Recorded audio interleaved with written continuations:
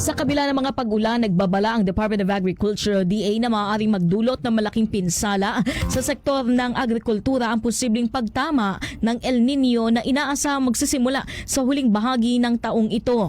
Ayon kay Agriculture Secretary Francisco Chu Laurel Jr., kabilang sa mga pinakalubhang maaapektuhan ng Region 1, 2 at 3, Occidental Mindoro at ilang lugar sa gitnang Mindanao dahil sa inaasahang matagal na panahon ng tagtuyot. Ipinahayag din ng kalihim na may mga sakahan nang nakakaranas ng agricultural drought. Nauna nang inihayag ng Pag-asa na nakapailalim ang bansa sa El Nino Watch dahil may mataas sa posibilidad na mabuo ang isang Super El Nino na maaaring magdulot ng matinding tagtuyot at magbanta sa supply ng pagkain. Tinataya rin ng DA na maaaring mabawasan ng hanggang 700,000 metric tons ang produksyon ng palay sa Pilipinas kung lalala ang epekto ng El Nino.